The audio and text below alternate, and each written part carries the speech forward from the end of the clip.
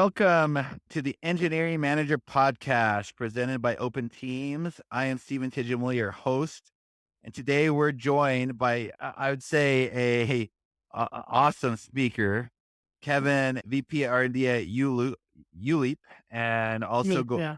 going into other ventures. And Kevin, he brings together a very controversial yet very insightful topic today to an engineering manager that I've been looking forward to discussing with him.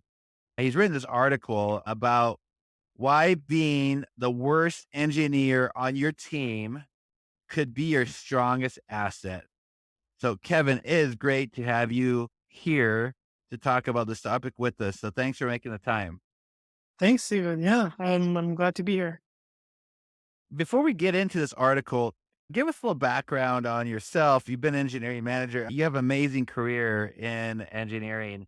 But for those listening who don't know you well, tell us a bit about your background, where you are, what you're doing, where you're going. Love to know a little bit more first. Sure. So I'm Kevin. I'm a seasoned software engineering manager. I've been doing startups and management for over, I think, 10 years right now. It's been too long, to be honest. Basically, really trying to push the envelope when it comes to small teams, small to medium teams, and trying to figure out how to make products the best that they can be in a startup environment.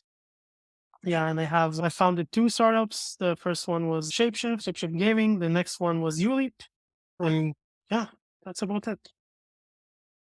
I appreciate sharing that with us and for being here. So this stance on this article about being the worst engineer on your team is very intriguing. Can you explain the rationale behind the idea that the best leaders should aim to be the worst engineer on their team? Yeah, so the crux of the article and the crux of that sentence is once you become a manager, a true manager, your job becomes not to code and not being a better coder or a better technical well, person or asset. Your job is to enable others and enable your team to be the best version that they can be. And when you do that, you find that uh, the productivity shoots up. Because if you think about it, you're just one person and you can do so much until the scale issues is becoming more than you can bear on yourself. And there are a ton of examples of engineering managers trying to bear that huge load and scale. But if you dedicate yourself to your other peers and the other engineers in your team, they can bear the scale of the features and the product and the relentless development cycle each day with you. And that when it comes to, I know new engineering managers cling to their technical duties. What advice do you have for them to make that transition to being a manager, less technical? What has helped you in your transition? What would help them? So the thing that really got in my head and clicked for me was the notion that when you cling to code, you're being unfair to your peers. Just because when you cling to code, you're learning from your mistakes. When you code, you learn from your mistakes. You're failing and learning and then succeeding. And when you do that, instead of giving the engineers the ability to actually go through that exact cycle, you're taking away of their growth and experience. So I think the one advice I would give is let your team fail and let your team learn from those failures. I think that's that, and that's like the most invaluable thing a person could have. That's how you grow as an engineer, and in general, without failure, there is not growth. You should give them that basically thing to do. I love that. Help them fail, help them learn from their failures. Mhm. There is a misconception that some of the engineering managers, they may think I need to be the best coder on my team. They look up to me for doing that. And what do you think of that misconception? And how do you, how do you help them overcome that? Think about it like this: when you're the best coder as an engineering manager, you're the lead, you're the best coder in your team. When you're on top of everything, people are at ease about themselves because they know that every challenge that will come up, you can solve. And that leniency and their behavior, and that's because of you. It's just because you're the best coder and the best engineer in the team, then you make your other peers lenient. I worked a couple of years ago with a manager that didn't have a strong managerial background, not managerial, but technical background. And for me, when I was still a first timer, and I was new in the tech sector, I was flabbergasted because how can he manage people without knowing exactly the ins and outs of everything? But after looking into his team, you could see that while he didn't know a lot, each and every person in his team was insanely competent. They were really talented people, and they shined by themselves. And I think they did that because they knew that if they didn't have the knowledge, and no one would. Yeah. No, I love that. Now, mentoring. Let's jump to mentoring a little bit about implementing this philosophy of yours. And mentoring is crucial in this philosophy. How can managers shift their mindsets to prioritize growth and development over direct problem solving? Because it is, like you said, it's a shift to Yeah, think about mentoring. I think you always problem solve. It's like the engineering way. But as I said, I think you need to understand that with failure comes growth. And me personally, I can tell you, I've learned little from my successes in my time, but I learned a ton from my failures, and there were a lot. You don't get to be successful. I'm not saying I am, but you don't get to be successful without failing a lot. So I think helping them, helping them understand their mistakes and their failures, and holding their hand while they learn from those. That's how you mentor them. I think that's important. Also, being well, being there for them, just not in the highs, but also in the lows. Love it. We can already tell you're a great manager. Let's talk about specialization a little bit. Specialization within teams can lead to innovation.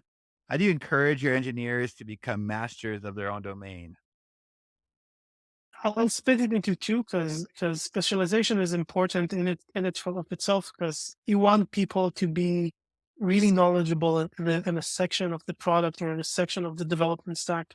That way, you have like masters in each section that covers you, and when they overlap, it's like a testing coverage. When you have testing in place and everything is unit tested and your coverage is good, you're ready for the next challenge. From what I experienced, every engineer has an affinity to a section of the development stack. Some have a good affinity to the front end side. They like visual things. They like seeing things move around and have this instant feedback when they develop. Really enjoy the back end side of things. They love getting the data from the database.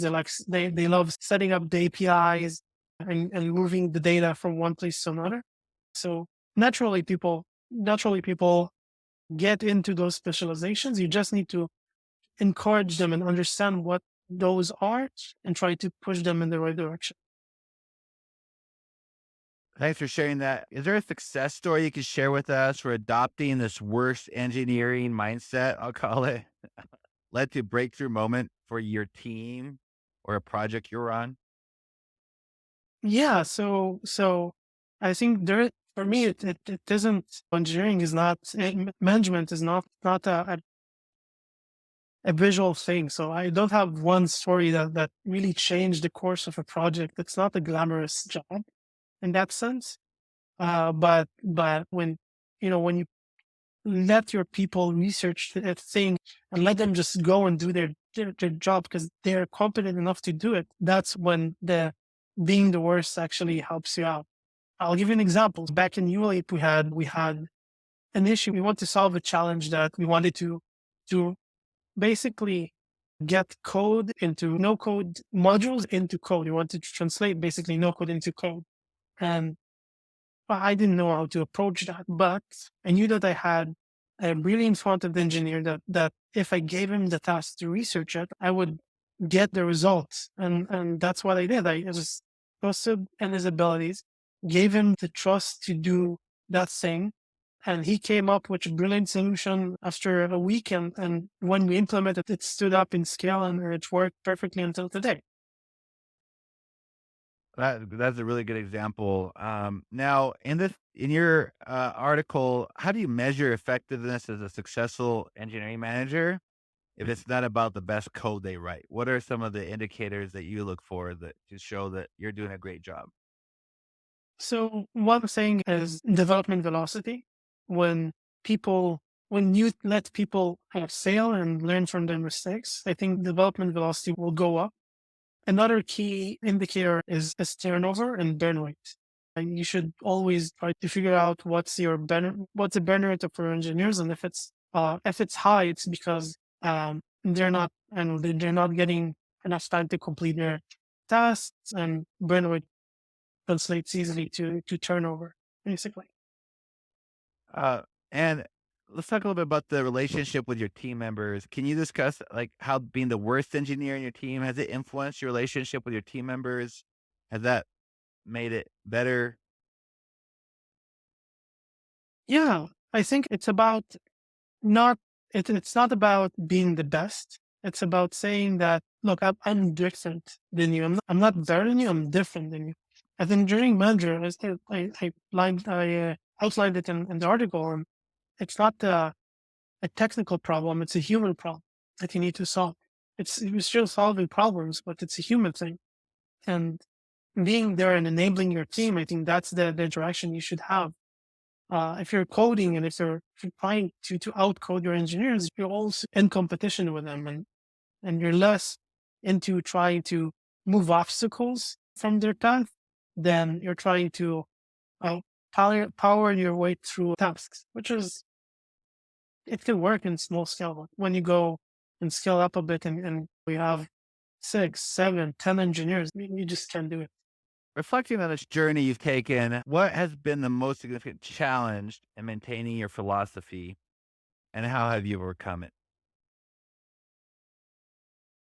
So the biggest challenge in maintaining that philosophy is the stakeholders around you. So when you strive to become the worst engineer in your team, and you come with a strong engineering background, you might get tasks that for you seems trivial. For you, they seem that they should take not much time, and they might be urgent, but you still want to finish them quickly. And for some engineers, those tasks are difficult, and not because they're not good engineers, because you've done those tasks before and you failed, and they didn't had those experiences.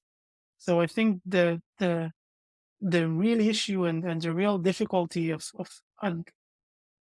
basically being the worst is trying to figure out how to stay with a high development velocity before it's gonna get bad before it's gonna get good, basically.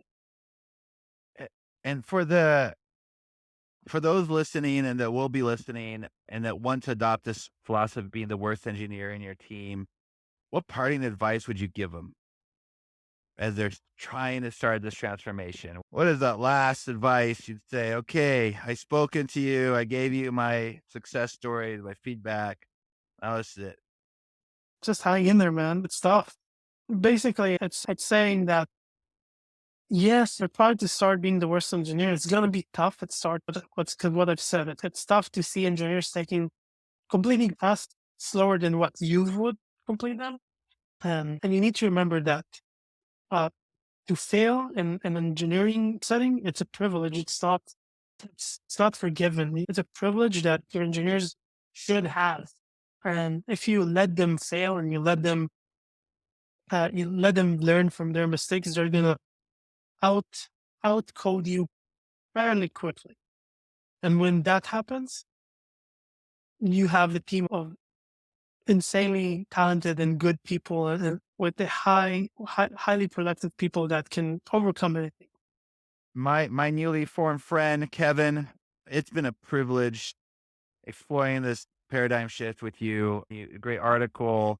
You came in, complimented it with a lot of good advice and feedback and above and beyond what it was in your article, and also shows how good of engineering manager you are. We appreciate being on this live podcast with us. for the engineering manager community. And thanks for this thought provoking discussion. Also, thanks our sponsor, Open Teams. And then if you could stay on, we're going to make sure the recording got totally uploaded. But until Mhm. next time, we appreciate you and appreciate the audience.